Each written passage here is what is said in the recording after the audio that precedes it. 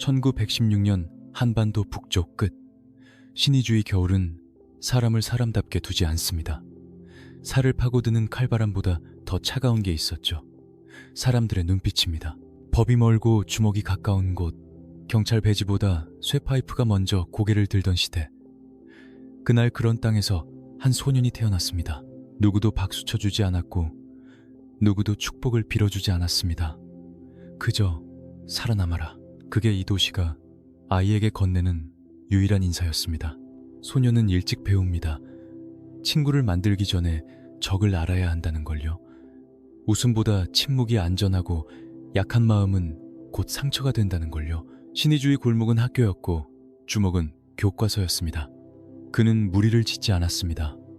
누군가의 깃발 아래 서는 순간, 그 순간부터 끌려다니게 된다는 걸 본능으로 알았으니까요. 그래서 혼자였습니다. 그리고 그 고독이 나중엔 공포가 됩니다. 이성순, 겉보기엔 마르고 평범한 청년이었습니다. 하지만 속엔 굶주린 짐승이 살고 있었습니다. 배고픔 같은 게 아닙니다. 세상을 향해 이를 드러내고 싶은 어떤 본능. 그는 싸움에서도 남들과 달랐습니다. 보통은 어깨를 풀고 자세를 잡고 위협하고 기싸움부터 합니다. 그런데 그는 그런 과정이 없었습니다. 상대가 눈을 한번 깜빡이는 사이 이미 몸이 떠 있었습니다. 공중거리 박치기. 말도 안 되는 기술이었습니다. 거리를 한순간에 좁혀 날아와 이마로 상대의 얼굴을 꽂아버립니다. 맞는 사람 입장에선 대포알이 날아오는 기분이었을 겁니다. 한 번 걸리면 끝. 병원 밥을 먹거나 아주 긴 잠을 자거나 둘 중 하나였죠. 어느 날 신의주 뒷골목을 주름잡던 패거리가 그의 구역을 건드리는 실수를 저질렀습니다. 20명 남짓한 덩치들이 강목과 쇠불을 들고 그를 포위했습니다. 일반인이라면 그 자리에서 무릎을 꿇고 빌었을 상황. 그런데 이성수는 주머니에 손을 꽂은 채 그들을 보고 피식 웃었습니다. 마치 그래 드디어 왔냐는 얼굴이었습니다. 그리고 툭 던지듯 말합니다. 오늘 날씨도 좋은데 굳이 뼈 좀 맞춰야겠어. 말이 끝나기도 전이었습니다. 그의 몸이 용수철처럼 튀어올랐습니다. 포!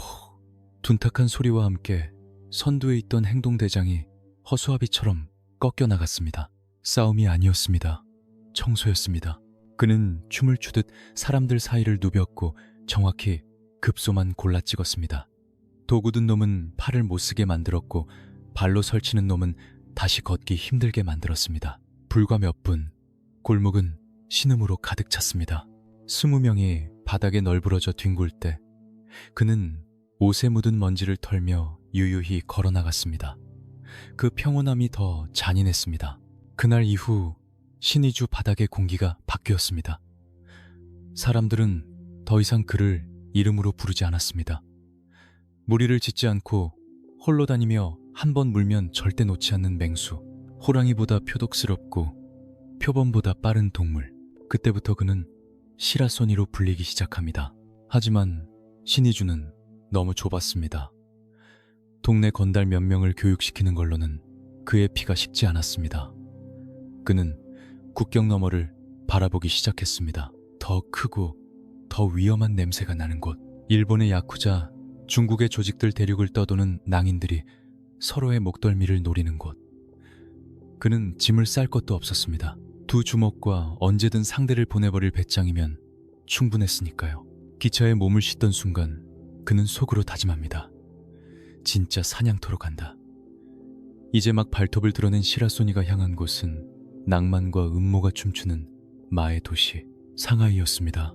상하이에 발을 디딘 순간 시라소니는 바로 알았습니다. 여긴 신의주가 아닙니다. 공기가 다릅니다. 숨을 들이마시면 화려한 향수 냄새가 먼저 들어오는데 숨을 내쉬면 피비린내가 따라붙습니다.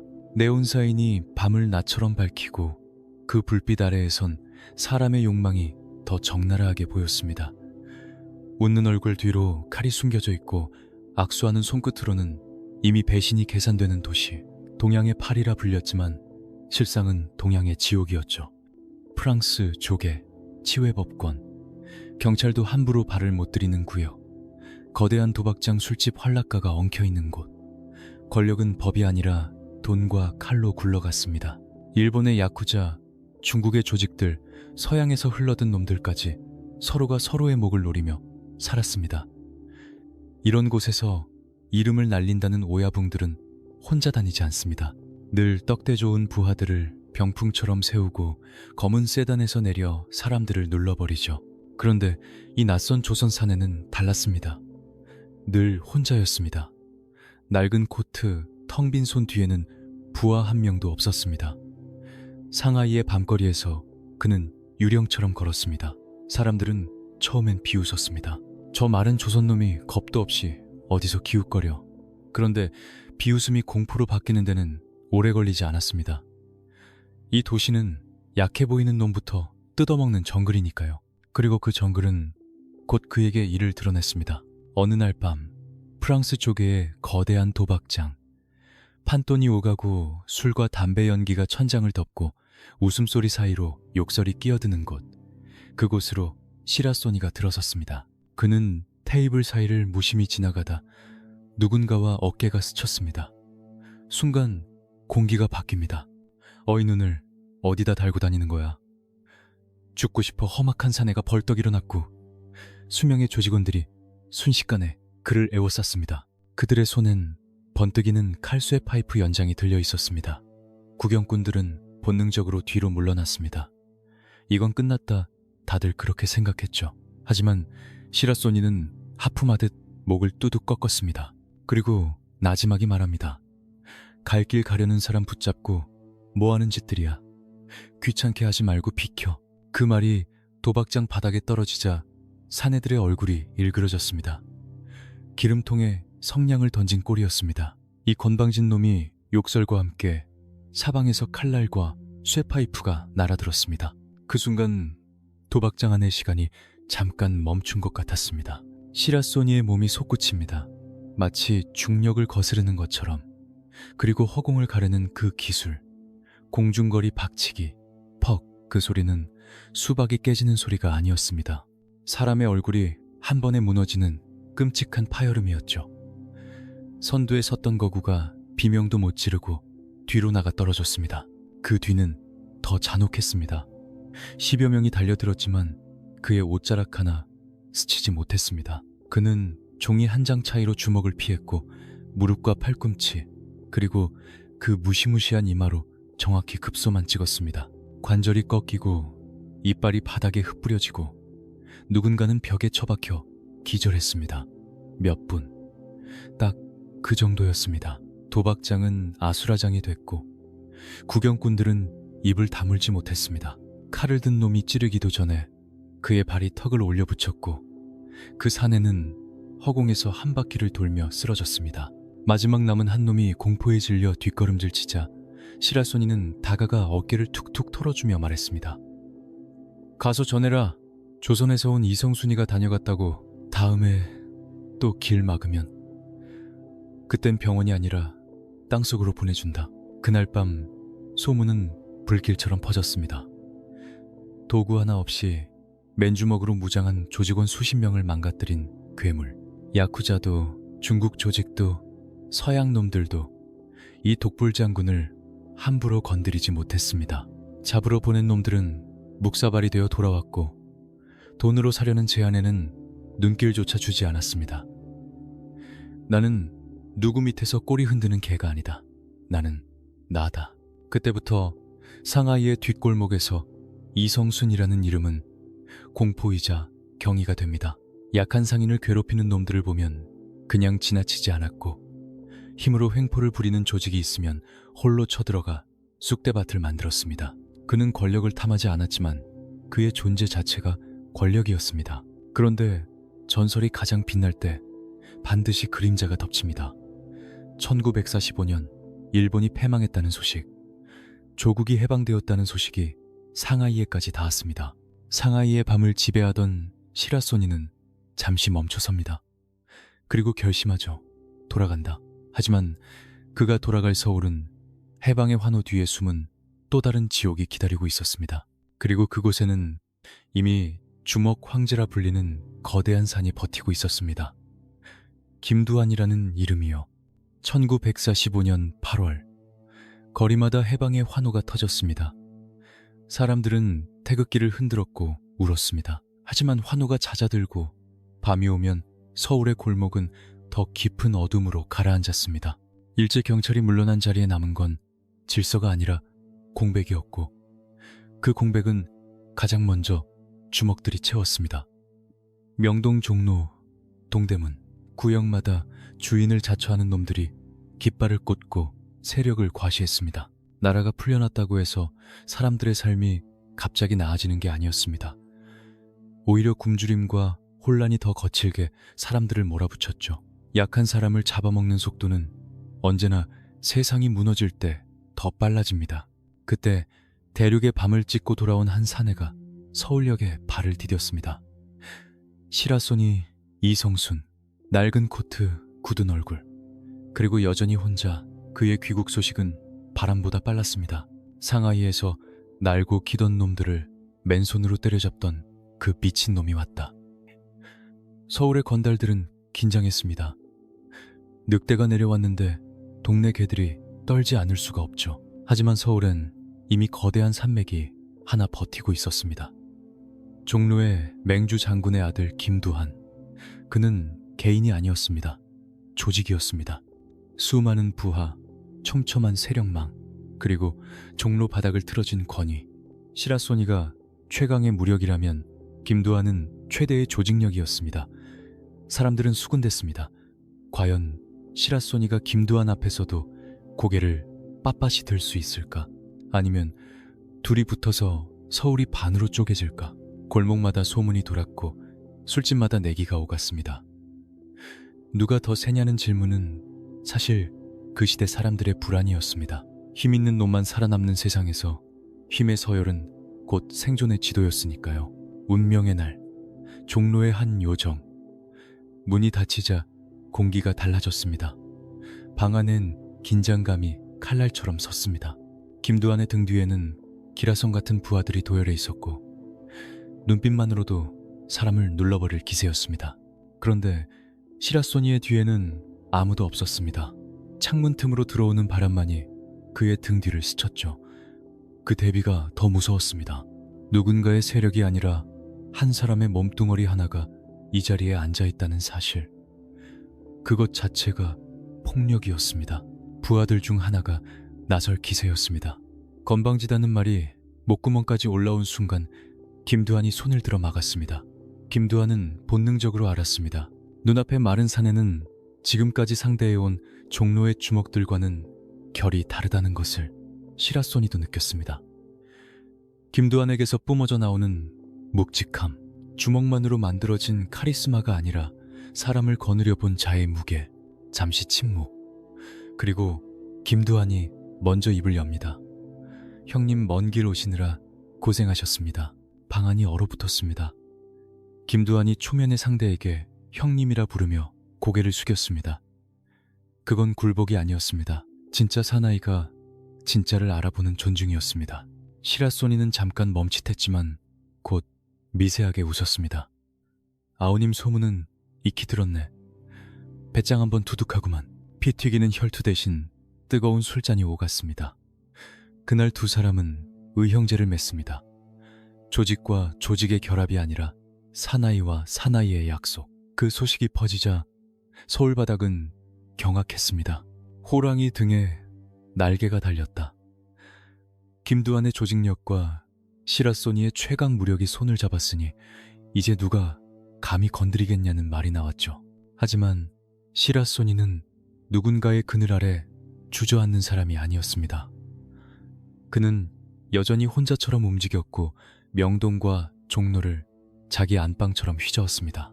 그때 서울엔 해방의 혼란을 틈타 상인들을 갈취하고 약한 사람들을 짓밟는 놈들이 득실거렸습니다. 일본 놈들보다 더 악질적인 놈들도 있었습니다. 시라소니는 그런 꼴을 두고 보지 못했습니다. 어느 날 명동의 한 다방, 갓 조직을 결성한 패거리가 주인에게 행패를 부리고 있었습니다. 야, 우리가 누군지 알아? 여기 장사하기 싫어. 다방 안공기가 얼어붙었습니다. 주인은 입술을 깨물었고 손님들은 눈을 피했습니다. 그때 구석자리에서 신문을 보던 사내가 천천히 일어섰습니다. 시라손이었습니다. 그는 낮게 말합니다. 시끄러워서 신문을 못 읽겠네. 좀 조용히 하지. 행동대장이 코웃음을 쳤습니다. 뭐야, 이 늘다리는 죽고 싶어 환장했냐. 그 말이 끝나기도 전 시라소니의 몸이 번개처럼 움직였습니다. 딱 짧은 소리, 행동대장의 무릎이 꺾이고 턱이 돌아갔습니다. 눈 깜빡할 틈도 없었습니다. 나머지가 달려들었지만 결과는 뻔했습니다. 좁은 다방 안에서 그는 날아다녔고 급소만 찍었습니다. 비명도 제대로 못 지르고 놈들은 하나둘 꺼졌습니다. 다방 안에 남은 건 신음소리와 그의 차분한 숨소리뿐이었습니다. 그는 다시 자리에 앉아 식은 커피를 마셨습니다. 마치 아무 일도 없었다는 듯이. 그 장면이 사람들을 더 떨게 했습니다. 분노로 폭발한 게 아니라 정리해버린 거였으니까요. 그날 이후 서울의 양아치들은 소문을 듣고 먼저 숨었습니다. 시라소니가 뜬다. 그 한마디면 골목이 비었습니다. 그는 권력을 탐하지 않았지만 권력 위에 군림했습니다. 돈을 쫓지 않았지만 돈 많은 자들도 그 앞에선 고개를 숙였습니다. 그런데 빛이 강하면 그림자도 짙습니다. 그의 독보적인 행보, 타협 없는 성격은 필연적으로 적을 만들었습니다. 그리고 시대는 더 어두운 방향으로 흐르고 있었습니다. 순수한 주먹의 시대가 저물고 주먹이 정치의 하수인이 되는 시대. 그 중심에 동대문의 제왕이 서 있었습니다. 이정재라는 이름이요. 전쟁이 모든 걸 태워버리기 전부터 서울의 공기는 이미 썩어가고 있었습니다. 해방 뒤에 남은 공백은 주먹들이 메웠고 그 주먹들 위로는 양복 입은 권력이 고개를 내밀기 시작했죠. 돈과 표, 그리고 폭력이 한 줄로 이어지던 시대. 주먹은 더 이상 골목의 질서를 잡는 힘이 아니라 정치의 더러운 손발이 되어갔습니다. 그 흐름의 한가운데 동대문을 틀어진 사내가 있었습니다. 이정재. 힘만 센 건달이 아니었습니다. 머리가 차가웠고 야망이 컸습니다. 주먹 조직을 군대처럼 굴렸고 정치판의 냄새를 누구보다 빨리 맡았습니다. 그가 바라본 건 동대문이 아니라 서울 전체 더 멀리 있는 자리였죠. 그리고 그 자리로 가기 위해 필요한 마지막 퍼즐, 통제할 수 없는 맹수 하나가 눈에 걸렸습니다. 시라소니. 이정재는 처음엔 정중했습니다. 최고급 요정, 값비싼 술상, 두둑한 돈봉투. 말끝마다 형님을 붙이고 고개를 숙였습니다. 형님, 이제 그만 정착하시죠. 고문자리 드리겠습니다. 형님은 가만히 앉아만 계시면 됩니다. 달콤한 제안이었습니다. 떠돌이로 살아온 사내에게 안락을 미끼로 던진 거였죠. 하지만 시라소니는 술잔을 굴리며 한숨만 쉬었습니다. 그는 이정재의 눈빛 뒤에 숨은 탐욕을 받습니다. 정재야, 나는 넥타이 체질이 아니다. 정치판 개노릇하는 건 더더욱 싫다. 거절은 짧았고 단단했습니다. 문제는 이정재가 거절을 받아들이는 사람이 아니었다는 겁니다. 그는 끈질기게 다가왔고 때로는 의리로, 때로는 돈으로 시라소니를 자기 틀 안에 넣으려 했습니다. 그러나 시라소니는 자유를 놓지 않았습니다. 오히려 동대문파가 상인들을 뜯어먹는 꼴을 보면 대놓고 막아섰습니다. 오야붕한테 전해라. 벼룩간 빼먹지 말라고. 심지어 불쑥 찾아가 영돈 좀 줘라, 밥 사 먹게 하고 요구하기도 했죠. 부하들은 이를 갈았지만 누구도 덤비지 못했습니다. 그 맹수의 이마가 어떤 결말을 만드는지 이미 소문으로 알고 있었으니까요. 존경은 증오로 바뀌었습니다. 내 손에 들어오지 않으면 없애야 한다. 이정재는 결론을 냈습니다. 정정당당한 승부가 아니라 완벽한 사냥. 덫을 놓고 미끼를 뿌리고 도망길을 막아 수십 명이 한꺼번에 달려드는 도살 계획이었습니다. 그리고 그들은 시라소니의 약점을 골랐습니다. 의리, 그리고 방심. 1953년 8월 덥고 습한 날, 시라소니에게 연락이 왔습니다. 동대문 상인 연합회 사무실로 와달라 급한 상의가 있다. 약자를 돕는 일이라면 발벗고 나서는 그 성정을 노린 초대장. 시라소니는 의심 없이 빈손으로 길을 나섰습니다. 등 뒤로 서늘한 기운이 스쳐도 애써 모른 척한 채로요.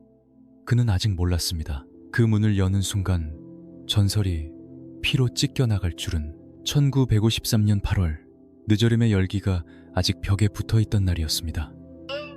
서울 중구 어딘가 겉보기엔 평범한 사무실 하나. 간판도 번듯했고 복도도 조용했죠. 그런데 그날 그곳은 회의실이 아니라 도살장이었습니다. 누군가는 처음부터 끝까지 계산했습니다.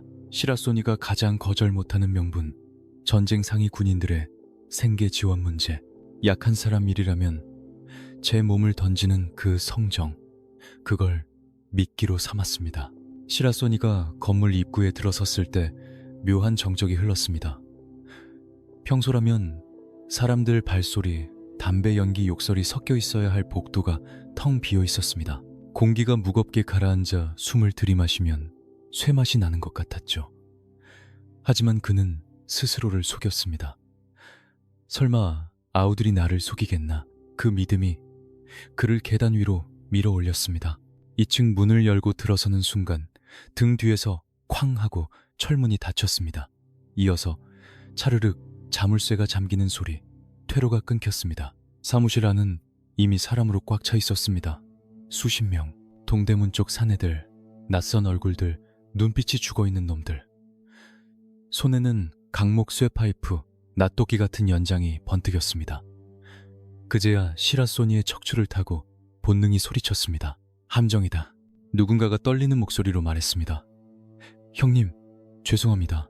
위에서 내려온 일이라. 그 말이 신호탄이었습니다. 죽여라 고함이 터지자 사방에서 흉기가 날아들었습니다.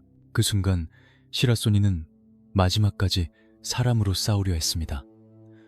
그는 몸을 날려 첫 공격을 피하고 책상을 뒤엎어 방어벽을 만들었습니다. 좁은 공간은 그의 장기를 죽였습니다. 공중거리 박치기를 할 거리도 날아오를 여유도 없었습니다. 그런데도 그는 짐승처럼 버텼습니다. 쇠파이프를 팔로 막아내고 틈이 보이면 명치를 찍어 숨을 끊었습니다. 누군가는 비명을 지르며 뒤로 나가 떨어졌고 누군가는 이마에 스친 바람만으로 겁을 먹었습니다. 하지만 숫자는 잔인했습니다. 그리고 그들은 더 비겁했습니다. 구석에 숨어있던 놈들이 하얀 가루를 허공에 뿌렸습니다. 석회가루, 눈이 타들어가는 듯한 고통이 번쩍 올라왔고 시야가 순식간에 하얗게 무너졌습니다. 방향 감각이 끊겼습니다. 눈먼 맹수. 그때부터는 싸움이 아니었습니다. 사냥이었습니다. 지금이다 쇠파이프가 머리를 강타했고 낫이 어깨를 파고들었습니다. 그는 피를 뿜으며 주먹을 휘둘렀지만 허공만 갈랐습니다. 수십 개의 발이 한꺼번에 덮쳤습니다. 몸이 바닥으로 눌렸고 숨이 막혔습니다. 그리고 누군가가 차갑게 명령했습니다. 다리부터 부러뜨려 다시는 못 걷게. 그 말 한마디에 쇠망치와 삽자루가 그의 다리로 떨어졌습니다. 우지끈 한 번, 두 번, 세 번 뼈가 부서지는 소리가 방 안을 찢었습니다. 그는 소리를 지르려 했지만 입 안으로 피가 차올라 말이 되지 않았습니다. 끝내 정신이 끊어졌습니다. 잠깐의 정적. 움직임이 멈추자 놈들은 뒤로 물러났습니다. 바닥은 피로 흥건해 미끄러울 지경이었고 전설은 피투성이로 널브러져 있었습니다. 그들은 확인하듯 내려다보며 중얼거렸습니다. 끝났다. 이제 시라소니는 없다. 그리고는 그를 길바닥에 내다버렸습니다. 죽었거나 살아도 평생 불구자. 그게 그들이 내린 결론이었습니다. 소문은 번개처럼 퍼졌습니다. 시라소니가 당했다. 이정재가 기어이 선을 넘었다. 서울 바닥이 술렁였고 누구는 분노했고 누구는 두려워했습니다. 그리고 병원 침대 위에서 깁스에 묶인 채 천장을 바라보는 시라소니의 눈빛은 죽은 눈이 아니었습니다. 그것은 지옥에서 돌아온 악귀의 눈빛이었습니다. 병원 천장은 너무 하얀습니다. 그 하얀색이 더 잔인했습니다. 피로 번졌던 기억을 씻어내듯 아무 일도 없었다는 듯이 깨끗했으니까요. 시라소니는 침대에 누워 깁스에 갇힌 다리를 바라봤습니다. 예전엔 세상을 찢고 달리던 두 다리였는데 지금은 썩은 나무 토막처럼 굳어가고 있었습니다. 의사는 고개를 저었습니다. 살아난 게 기적입니다. 하지만 다시 걷기는 힘들 겁니다. 운동은 꿈도 꾸지 마십시오. 그 말은 사형 선고나 다름없었습니다. 주먹으로 세상을 버텨온 사내에게 걷지 못한다는 건 존재 자체를 빼앗는 말이었으니까요. 밤마다 통증이 올라왔습니다. 뼈가 붙는 고통이 아니라 영혼이 찢기는 고통이었습니다. 그는 이를 악물었습니다. 울면 끝입니다. 약해지는 순간 전설은 죽습니다. 그러면서도 마음속에서 뜨거운 게 끓어올랐습니다. 분노, 모멸, 배신, 그 모든 게 하나로 뭉쳐 단 하나의 문장으로 굳었습니다. 이정재, 내 다리 하나에 네 목 하나다. 그런데 몸은 망가졌습니다. 예전처럼 날아다닐 수 없습니다. 그렇다면 방법은 바뀌어야 했습니다. 그는 평생의 철칙을 깨기로 합니다. 사나이는 주먹 하나면 된다. 그 말을 자랑처럼 품고 살았던 사내가 처음으로 자신의 신념을 부챈니다. 살아남아야 복수도 가능합니다. 그리고 이번엔 그들이 만든 룰로 싸워야 했습니다. 시라소니는 퇴원하자마자 도시를 다시 걷기 시작했습니다. 아니, 끌고 다녔습니다. 딱딱딱 그리는 쇠지팡이가 아스팔트를 긁는 소리. 그 소리만 들려도 동대문 쪽 놈들은 소스라치게 놀라 숨었습니다. 시라소니가 칼을 차고 다닌다더라. 이정재를 죽이러 온다더라. 소문은 공포가 되어 동대문을 휘감았습니다. 그는 낡은 코트 안쪽에 예리한 단도를 숨겼고 손에는 묵직한 쇠지팡이를 쥐었습니다. 그 지팡이는 보행 보조구가 아니었습니다. 위급하면 뼈를 부수는 둔기였고 숨겨둔 칼날이 튀어나오는 무기였습니다. 그리고 최후의 수단으로 차가운 금속성 권총까지 손에 넣었습니다. 낭만의 시대는 끝났고 이제는 생존과 사륙의 시대였으니까요. 그는 하나둘 찾아갔습니다. 동대문파 중간 보스들, 그날 그 사무실에 있었던 놈들, 혹은 알고 있는 놈들. 시라소니는 먼저 웃었습니다. 그리고 묻습니다. 내 다리가 좀 쑤시는데 누가 그랬는지 기억이 안 나서 말이야. 혹시 자네는 알고 있나? 대답을 못하는 놈들은 그 자리에서 피를 봤습니다. 쇠지팡이가 휘둘러질 때마다 뼈가 나갔고 비명이 골목을 찢었습니다. 그는 이제 자비가 없었습니다. 예전엔 정리였다면 지금은 경고였습니다.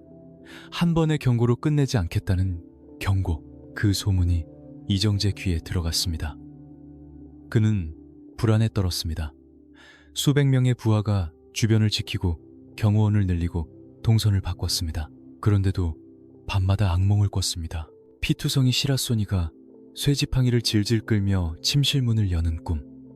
천하의 이정재가 한 명의 불구자를 두려워해 숨어다니는 꼴. 아이러니였지만 그만큼 시라소니는 아직 살아있었습니다. 맹수는 다리를 잃어도 이빨을 잃지 않습니다. 마침내 결정적인 정보가 흘러들어왔습니다. 이정재가 연설을 하러 나온다. 사람들 앞에 선다. 경호가 삼엄해도 군중 속은 완벽할 수 없습니다. 시라소니는 코트 안쪽을 만졌습니다. 차가운 금속이 손가락에 닿았습니다. 오늘이다. 오늘 모든 걸 끝낸다. 그는 군중 속에 섞였습니다. 숨을 고르고 거리를 재고 연단을 바라봤습니다. 30m 충분했습니다. 이정재가 올라섰습니다. 뻔뻔한 얼굴로 국민을 입에 올리고 정의를 말하는 그 얼굴. 시라소니의 손이 천천히 권총을 감쌌습니다. 이제 당기기만 하면 됩니다. 탕, 그리고 끝. 그런데 그 순간 그의 손이 멈칫했습니다. 머릿속을 스치는 얼굴들이 있었습니다. 아내, 갓 태어난 아이, 그리고 병상에서 그가 붙잡았던 성경의 문장, 원수를 사랑하라. 그 말이 귓가에 맴돌았습니다. 말도 안 되는 소리 같았지만 이상하게도 그 말이 그의 손가락을 붙잡았습니다. 내가 저놈을 죽이면 나도 결국 저놈과 같은 괴물이 되는 건가? 복수가 끝나면 내게 남는 건 무엇인가? 살인자라는 낙인, 또 다른 복수의 사슬, 끝없는 피의 순환. 그의 가슴이 요동쳤습니다. 분노와 두려움이 싸웠고 결국 그는 숨을 길게 내쉬었습니다. 시라소니는 권총을 움켜쥐었다가 천천히 놓았습니다. 식은땀이 등을 타고 흘렀습니다. 그는 연단 위에 이정재를 노려보며 낮게 내뱉었습니다. 운 좋은 줄 알아라 이정재. 내 목숨은 내가 아니라 하늘에 맡긴다. 그리고 그는 군중을 헤치고 돌아섰습니다. 쇠지팡이 소리가 딱딱 멀어질수록 그의 마음속 응어리도 조금씩 풀리는 듯 했습니다. 그건 포기가 아니었습니다. 피로 얼룩진 과거와의 작별이었습니다. 짐승이 아닌 인간으로 남겠다는 마지막 선택이었습니다. 하지만 하늘의 심판은 생각보다 빠르고 잔혹하게 다가오고 있었습니다. 1960년 4월 거리의 공기가 바뀌었습니다. 사람들의 눈빛이 달랐습니다. 이제 더는 참지 않겠다는 눈빛. 부정선거에 분노한 민심이 파도처럼 몰려왔고 그 파도는 권력의 성벽을 무너뜨렸습니다. 이승만 정권이 무너지고 그 정권의 그늘에서 칼이 되어 주먹이 되어 움직이던 정치 깡패들의 시대도 함께 꺼져갔습니다. 영원할 것 같던 것들이 순식간에 무너지는 걸 사람들은 처음으로 봤습니다. 권력이란 결국 사람들의 숨결 위에 떠있는 거품이었죠. 그 거품이 터지자 동대문의 제왕이라 불리던 이정재와 그의 오른팔들, 그리고 줄줄이 연결된 이름들이 법의 심판대에 세워졌습니다. 혁명재판소, 그곳의 공기는 칼날 같았습니다. 한때 나는 새도 떨어뜨린다던 이정재는 포승줄에 묶인 채 고개를 푹 숙이고 있었습니다. 양복도 위세도 부하들의 병풍도 없었습니다. 남은 건 초라한 몸과 도망갈 곳 없는 눈빛뿐이었습니다. 검사는 죄상을 읽었습니다. 살인, 폭행, 협박, 선거방해, 하나하나가 사람의 삶을 짓밟은 기록이었습니다. 그리고 재판장이 묻습니다. 피고인은 시라손이 린치 사건을 사주한 사실을 인정하는가? 순간 법정안이 숨을 멈췄습니다. 이정재는 입술을 달싹였지만 말이 나오지 않았습니다. 인정하는 순간 끝이고 부정하는 순간에도 끝. 이미 결말은 정해져 있었습니다. 그때 증인석 쪽에서 한 남자가 천천히 걸어 나왔습니다. 딱, 딱, 딱, 쇠지팡이 소리. 다리를 절뚝이며 그러나 눈빛만은 흔들리지 않는 사내. 시라소니 이성순. 법정이 얼어붙었습니다. 피해자가 가해자의 면전에 선 순간 사람들은 본능적으로 기대했습니다. 저 사내가 이정재를 찢어밟힐 것이다. 저주를 퍼붓고 끝까지 몰아붙일 것이다. 그게 복수의 정상적인 순서니까요. 판사가 물었습니다. 증인 피고인 이정재가 당신에게 끔찍한 린치를 가한 것이 사실입니까? 그에 대한 처벌을 원하십니까? 모든 시선이 시라소니의 입술에 꽂혔습니다.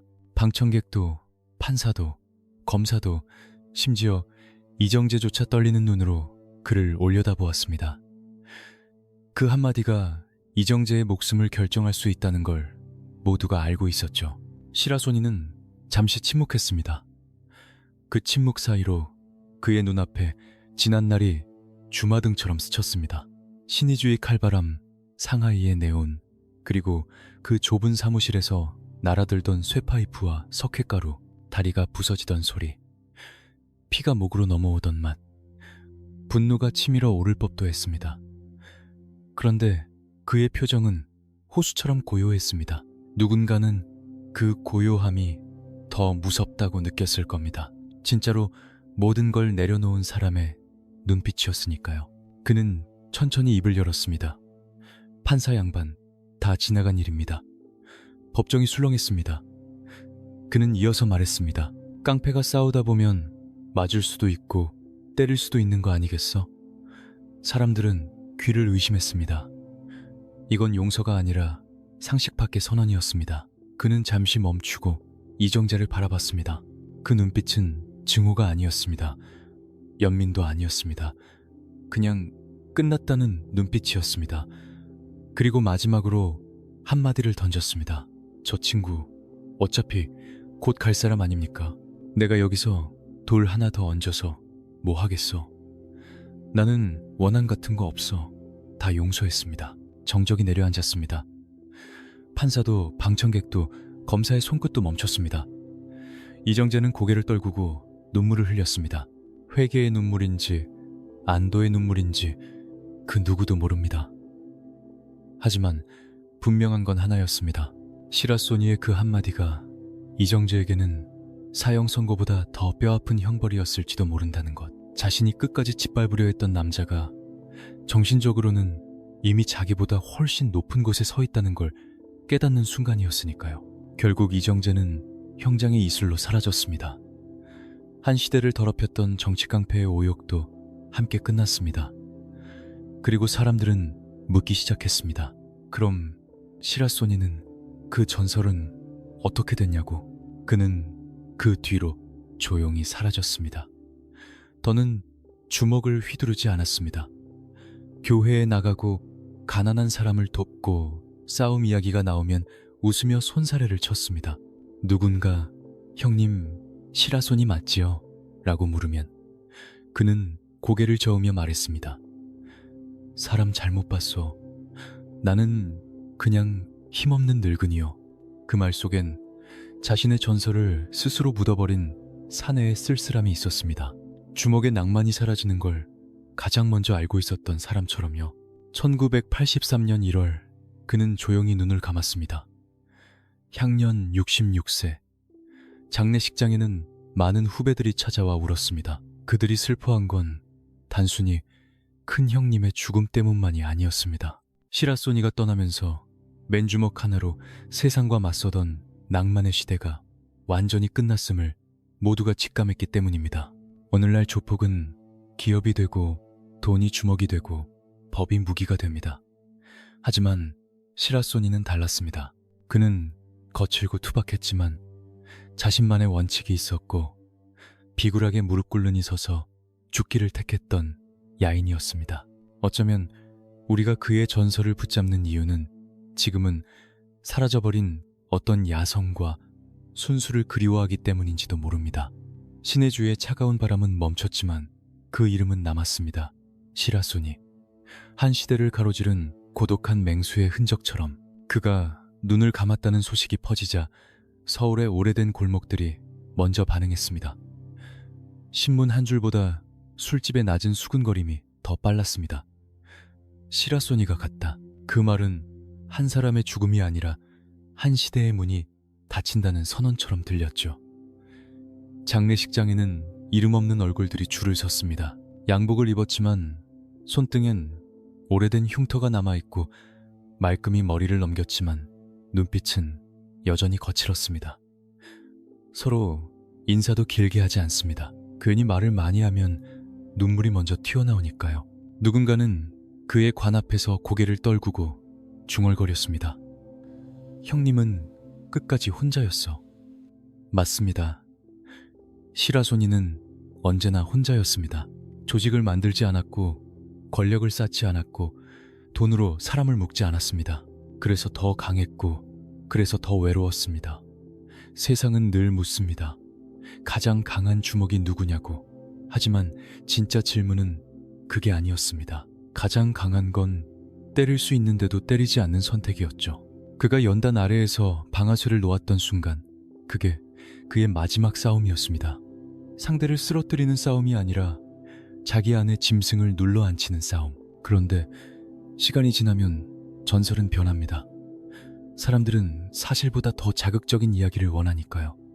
어떤 이들은 시라소니를 정의의 사나이로 만들고 또 어떤 이들은 그를 피에 미친 괴물로만 남깁니다. 둘 다 편합니다. 하지만 둘 다 위험합니다. 전설을 한쪽으로만 몰아붙이면 그 안에 있던 인간이 사라지니까요. 시라소니의 삶은 단순한 미담도 단순한 악담도 아니었습니다. 그건 시대가 만든 칼날 위에서 살아남으려던 한 인간의 흔적이었습니다. 가난과 폭력, 혼란과 권력의 유혹이 뒤엉킨 곳에서 그는 끝내 자기 방식으로 버텼습니다. 그리고 세상은 변했습니다. 주먹은 점점 비싸졌습니다. 예전처럼 골목에서 몸으로 증명하는 시대가 아니라 계약서와 돈줄로 세력을 만드는 시대. 칼 대신 명함을 내밀고 쇠파이프 대신 법망을 이용합니다. 겉으로는 세련되졌지만 속의 욕망은 더 깊어졌죠. 그래서 사람들은 가끔 시라소니 같은 전설을 떠올립니다. 미화해서가 아닙니다. 그 시대가 거칠었기 때문에 오히려 어떤 원칙이 더 선명하게 보였기 때문입니다. 의리라는 말이 가짜로 소비되기 전 적어도 목숨을 걸고 지키려는 체면이 존재하던 시절, 남은 사람들은 결국 질문 앞에 섭니다. 강함이란 무엇이었나? 쓰러뜨리는 힘인가? 버티는 힘인가? 아니면 끝내 멈추는 힘인가? 시라소니는 마지막에 그 답을 보여줬습니다. 전설의 가장 무서운 부분은 주먹이 아니라 그 주먹을 거둔 순간이었다는 걸요. 그의 장례가 끝나고 사람들이 흩어진 뒤에도 이상하게 골목은 한동안 조용했습니다. 마치 누군가가 바닥에 숨통을 쥐고 있다가 그 손을 놓아버린 것처럼요. 술집에서 떠들던 입들도 잠깐 멈췄고 괜히 허세 부리던 놈들도 조심스러워졌습니다. 시라소니가 살아있을 땐 선을 넘지 말라 했지. 그런 말이 농담처럼 오가다가 끝에는 늘 같은 침묵이 붙었습니다. 그 이름을 입에 올리는 순간 누구나 자기 속의 겁을 마주하게 되니까요. 그가 남긴 건 조직도 돈도 권력도 아니었습니다. 오히려 아무것도 남기지 않으려 했던 흔적이 남았습니다. 싸움판의 영광을 자랑하지 않았고 후배들에게 훈수도 두지 않았고 내가 옛날에라는 말로 사람을 눌러본 적도 없었습니다. 그는 전설이 되는 법을 아는 사람이 아니라 전설에서 빠져나오는 법을 아는 사람이었습니다. 그래서 더 잔인했습니다. 그 시대는 주먹으로 시작해 주먹으로 끝나는 줄 알았는데 그는 마지막에 주먹이 아니라 침묵으로 끝을 냈으니까요. 사람들은 종종 묻습니다. 정말 그렇게 강했냐고, 20명을 혼자 정리했다는 게 사실이냐고, 상하이 도박장에서 칼든 놈들을 맨손으로 눕혔다는 게 과장이 아니냐고. 그런데 그 질문에는 늘 다른 욕망이 숨어 있습니다. 우리도 누군가를 한 방에 꺾을 수 있는 힘을 갖고 싶다는 욕망, 이기고 싶다는 욕망. 하지만 시라소니의 이야기는 그 욕망을 만족시키기 위해 존재하지 않습니다. 오히려 그 반대입니다. 그런 욕망이 얼마나 쉽게 사람을 짐승으로 만드는지, 그리고 짐승이 된 인간이 얼마나 처참하게 무너지는지 보여주는 이야기였죠. 그가 이정재를 죽일 수 있었던 순간 방아쇠를 놓았다는 사실은 그래서 더 무겁습니다. 약해서가 아닙니다. 겁나서가 아닙니다. 그는 누구보다 자신을 알고 있었습니다. 한 번 더 피를 묻히는 순간 다시는 돌아올 수 없다는 걸요. 그가 지팡이를 짚고 돌아서던 그 장면은 패배가 아니라 승리였습니다. 가장 어려운 싸움은 남을 쓰러뜨리는 게 아니라 자기 안의 칼날을 꺾는 싸움이니까요. 그래서 어떤 후배들은 속으로 이렇게 말했을지도 모릅니다. 형님은 강해서 무서운 게 아니라 끝내 사람으로 남아서 무섭다고. 그 말은 칭찬이자 동시에 자기들에 대한 고백이었습니다. 세상이 변하면서 주먹은 점점 영리해졌고 폭력은 점점 깔끔해졌습니다. 하지만 사람의 마음속에서 끓는 욕망은 변하지 않았습니다. 시라소니의 전설이 사라지지 않는 이유도 거기 있습니다. 우리는 그를 통해 강함이라는 단어가 어디까지 인간을 데려갈 수 있는지, 그리고 어디서 멈춰야 하는지 피냄새 나는 경계선을 다시 보게 되니까요. 사람이 죽으면 남는 건 두 가지라고 했습니다. 기록과 소문. 기록은 종이 위에 얌전하게 눕지만 소문은 골목을 돌아다니며 계속 숨을 쉽니다. 시라소니는 기록 속에선 몇 줄이면 끝나는 이름이었을지 몰라도 소문 속에선 아직도 살아있는 존재였습니다. 누군가는 그를 떠올리며 웃었고, 누군가는 이를 갈았고, 누군가는 그냥 고개를 떨궜습니다. 전설이란 결국 각자의 죄책감과 욕망이 만들어낸 그림자니까요. 그 시대의 폭력은 원시적이었습니다. 얼굴을 맞대고 숨소리를 들으며 주먹의 온도로 승패를 결정하던 시대. 그러니 강함도 단순했습니다. 더 빨리, 더 세게, 더 버티는 놈이 이겼습니다. 하지만 지금은 다릅니다. 폭력은 점점 정교해졌습니다. 주먹 대신 돈이 움직이고 칼 대신 계약이 사람을 묶습니다. 누군가를 죽이지 않아도 살 수 없게 만드는 방법은 훨씬 많아졌죠. 겉은 말끔해졌는데 속은 더 깊게 썩어버린 셈입니다. 그래서 사람들은 가끔 시라소니를 떠올립니다. 그를 미화하려는 게 아닙니다. 오히려 그 거친 시대가 남겨놓은 어떤 선이 그리운 겁니다. 최소한 그때는 누가 악질인지 누가 비겁한지 한눈에 보였으니까요. 쇠파이프를 든 놈은 쇠파이프를 든 놈이었고 뒤에서 덫을 놓는 놈은 끝까지 비겁한 놈이었습니다. 시라소니가 당했던 그 함정이 사람들이 분노했던 이유도 거기 있습니다. 강한 자를 이긴 게 아니라 강한 자를 속였기 때문입니다. 그건 승부가 아니라 도살이었고 그 도살은 결국 모두의 얼굴에 침을 뱉는 일이었으니까요. 그런데도 시라소니는 끝내 복수의 마지막 선을 넘지 않았습니다. 그 선택은 성자가 되겠다는 선언이 아니었습니다. 더 이상 짐승으로 살지 않겠다는 고백이었습니다. 그가 남긴 가장 큰 전설은 공중거리 박치기도 상하이의 피바람도 서울 바닥을 정리한 주먹도 아닙니다. 방아쇠를 당길 수 있었던 손을 끝내 내려놓은 그 순간입니다. 그 순간부터 그는 주먹의 왕이 아니라 자기 자신을 이긴 사내가 되었으니까요. 골목은 오늘도 어둡고 사람들의 욕망은 여전히 뜨겁습니다. 다만 이제는 그 욕망이 겉으로 드러나지 않을 뿐입니다.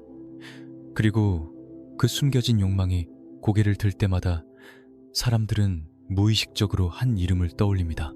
혼자였고 거칠었고 끝내 조용히 사라진 맹수 시라소니. 그 이름은 누군가에게는 공포였고 누군가에게는 경고였고 누군가에게는 마지막 남은 체면이었습니다. 전설이 길어지면 어느 순간부터는 이야기보다 사람들의 표정이 더 중요해집니다. 누군가는 옛날엔 말이야 하고 웃으며 시작하지만 중간쯤 가면 목소리가 낮아집니다. 그 이름을 말하는 순간 다들 자기 속의 어둠을 스치니까요. 시라소니를 떠올리는 사람들 얼굴엔 묘한 감정이 섞여 있었습니다. 존경, 두려움, 부러움, 그리고 후회. 그를 직접 봤든 못 봤든 그 시대를 살았던 사람들은 알고 있었습니다. 그는 단순히 센 주먹이 아니라 그 시대가 만들어낸 가장 날카로운 결과물이었단 걸요. 그렇다고 그가 태어날 때부터 전설이었던 건 아닙니다. 신의주의 칼바람 속에서 살아남으려면 누구든 날이 서야 했습니다. 살기 위해 먼저 물어야 하고 먼저 무너뜨려야 하고 먼저 겁을 줘야 했습니다. 그 환경이 사람을 그렇게 만들었죠. 우리는 종종 한 인물을 보며 저건 타고난 악이다, 타고난 괴물이다 라고 말하지만 사실 대부분의 괴물은 만들어집니다. 가난이 만들고 폭력이 만들고 무질서가 만들고 그리고 주변의 침묵이 완성합니다. 시라소니는 그 침묵을 견디지 못했던 사람일지도 모릅니다. 약한 사람이 뜯기는 걸 보면 그냥 지나치지 않았고 힘으로 찍어 누르는 놈이 있으면 돌아서지 않았습니다.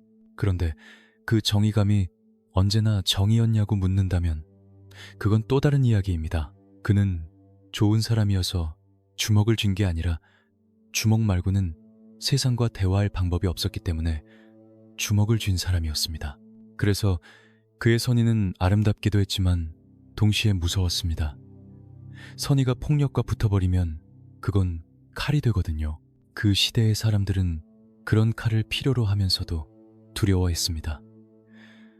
필요할 때는 형님이라 불렀고 불리해지면 위험한 놈이라며 손을 때려 했습니다. 이정재가 시라소니를 탐냈던 것도 그 때문입니다. 힘이 필요했지만 통제되지 않는 힘은 더 큰 위협이니까요. 결국 그는 덫을 놨고 시라소니는 그 덫에 걸려 피를 흘렸습니다. 그런데 아이러니하게도 그 덫이 시라소니를 완전히 죽이지는 못했습니다. 오히려 그의 전설을 더 단단하게 만들었죠. 세상은 늘 당한 자에게 더 잔혹하지만 동시에 견딘 자에게 묘한 경의를 보냅니다. 시라소니는 당했고 견뎠고 끝내 살아남았습니다. 그리고 마지막엔 그 누구도 예상 못한 방식으로 결말을 냈습니다. 주먹이 아니라 용서, 칼이 아니라 침묵. 사람들은 그걸 이해하지 못했습니다. 왜 안 죽였지? 왜 끝내지 않았지? 그런데 그 질문을 하는 사람들은 대부분 자기 안의 욕망을 들키는 겁니다. 누군가 대신 복수해 주길 바라는 욕망, 대신 피를 흘려 주길 바라는 욕망. 시라소니는 그 욕망까지도 끊어냈습니다. 그게 그가 마지막에 보여준 잔인함이었습니다. 우리 모두를 거울 앞에 세워버렸으니까요. 그렇게 한 시대가 끝났습니다. 전설이 끝난 게 아니라 전설을 소비하던 방식이 끝난 겁니다. 이제는 주먹으로 세상을 바꾸지 못합니다. 하지만 사람 마음속의 어둠은 여전히 남아있고 그 어둠이 고개를 들 때마다 우리는 또 다른 시라소니를 꿈꿉니다. 누군가 대신 싸워주길, 대신 정리해주길. 그러면서도 동시에 두려워합니다. 그런 존재가 다시 나타난다면 결국 또 다른 피바람이 불 거라는 걸 알고 있으니까요. 사람들은 전설을 사랑한다고 말하지만 사실은 전설이 주는 허락을 사랑합니다. 세상이 더럽고 비겁할수록 누군가가 대신 때려 부숴주길 바라는 마음. 시라손이라는 이름은 그 욕망을 정당화해주는 딱 좋은 구호였죠. 저런 사람이 있었으니까, 저런 주먹이 한 번쯤 필요하니까. 그런데 진짜 무서운 건 그 이름을 꺼내는 순간부터 우리가 스스로의 책임을 내려놓는다는 겁니다. 내가 해야 할 분노, 내가 지켜야 할 선, 내가 감당해야 할 두려움을 전설에게 떠넘기는 거죠. 시라소니가 살아있던 시대는 폭력이 너무 노골적이어서 오히려 단순했습니다. 칼을 든 놈은 칼을 들고 왔고 덫을 놓는 놈은 눈빛부터 비열했죠. 하지만 시간이 흐르면서 폭력은 옷을 갈아입었습니다. 이제는 칼 대신 계약서가 목을 죄고 쇠파이프 대신 돈줄이 사람을 무릎 꿇립니다. 피가 덜 보일 뿐 상처는 더 깊습니다. 그래서 사람들은 더 자주 전설을 찾습니다. 눈에 보이지 않는 폭력 앞에서 손으로 잡히는 강함을 그리워하니까요. 그런데 시라소니는 끝내 그 강함을 걷어버린 사람입니다. 방아쇠를 당기지 않았고 법정에서 원수를 저주하지 않았습니다. 그 선택은 멋있게 포장하면 구원이지만 다른 각도에서 보면 처절한 항복이기도 합니다. 폭력의 세계에서 살던 사내가 폭력으로는 아무것도 끝낼 수 없다는 걸 깨닫는 순간 그게 얼마나 잔인한지 주먹 좀 쓴다는 놈들은 압니다. 때리는 건 쉽습니다. 멈추는 게 어렵습니다. 그런데 그는 멈췄습니다. 자기 안의 맹수를 죽여서라도. 그래서 그의 마지막은 화려한 결투가 아니라 조용한 사라짐이었습니다. 누구도 인정하지 않는 방식으로 스스로 전설의 무대를 내려온 거죠. 그게 바로 시라소니가 남긴 가장 큰 공포입니다. 우리에게 묻는 겁니다. 너는 어디서 멈출 거냐? 너는 네 손에 쥔 칼날을 언제 내려놓을 거냐? 그 질문 앞에서 우리는 자꾸 눈을 피합니다. 대답하기 싫으니까요. 골목은 오늘도 어둡고 사람들의 마음속에는 여전히 맹수가 한 마리씩 웅크리고 있습니다. 다만 예전처럼 뛰쳐나오지 않을 뿐. 그런데 어느 날 그 맹수가 다시 고개를 든다면 그때도 우리는 또 누군가의 이름을 부르며 책임을 떠넘길까요? 아니면 이번엔 우리가 직접 멈출까요? 세월이 흐르자 사람들은 더 이상 주먹의 힘을 입 밖으로 말하지 않게 됐습니다. 대신 다른 단어들이 골목을 채웠죠. 사업 라인, 뒷배 투자, 칼 대신 계약서, 쇠파이프 대신 서류 가방. 겉은 번듯해졌는데 속은 더 잔인해졌습니다. 예전엔 맞고 쓰러지면 끝이었지만 이제는 살려두고 천천히 무너뜨립니다. 그래서 어떤 밤에는 오래된 주먹들이 술잔을 내려놓고 툭 내뱉습니다. 그때가 차라리 낫다. 적어도 누가 나쁜 놈인지 눈으로 봤으니까. 그 말 끝에 꼭 따라오는 이름이 있습니다. 시라소니. 그를 아는 사람도 직접 본 적 없는 사람도 그 이름을 꺼낼 때만큼은 목소리가 낮아집니다. 누구는 그를 정이라 부르고 누구는 괴물이라 부릅니다. 하지만 둘 다 반쪽입니다. 그는 정이었던 순간도 있었고 괴물이었던 순간도 있었으니까요. 다만 확실한 건 하나였습니다. 그는 끝내 비겁하지 않았습니다. 칼바람이 불어도 네온이 번져도 철문이 잠겨도 그리고 다리가 부러져도 그는 남의 등에 숨어 살지 않았습니다. 사람들이 가장 오래 기억하는 장면은 이상하게도 피가 튀는 장면이 아닙니다. 상하이 도박장도 켈로 부대 사무실도 그 잔혹한 순간들은 시간이 지나면 흐려집니다. 대신 또렷하게 남는 건 연단 아래에서 손을 멈춘 장면입니다. 누구든지 죽일 수 있는 힘이 있었는데도 죽이지 않은 순간, 그건 착해서가 아니라 끝내 사람으로 남고 싶어서였겠죠. 그 선택이야말로 그가 마지막으로 보여준 힘이었습니다. 그는 그 뒤로 조용히 살았습니다. 누가 옛날 이야기를 꺼내면 웃으며 손사래를 쳤고, 누가 떠받들려 하면 더 깊이 숨었습니다. 어쩌면 그건 속죄였을지도 모릅니다. 자신이 휘둘렀던 주먹이 남긴 상처들을 남은 인생으로 갚아보려는 몸부림. 하지만 세상은 그런 속죄에 관심이 없습니다. 사람들은 끝까지 자극을 원하고 결말을 원합니다. 전설은 멋있게 죽어줘야 소비되니까요. 그런데 시라소니는 그 소비를 거부했습니다. 그래서 더 전설이 됐습니다. 우리가 원하는 방식으로 끝나주지 않았으니까요. 그가 떠난 뒤 골목은 다시 시끄러워졌습니다. 새로운 놈들이 고개를 들었고 더 영리한 폭력이 자리를 차지했습니다.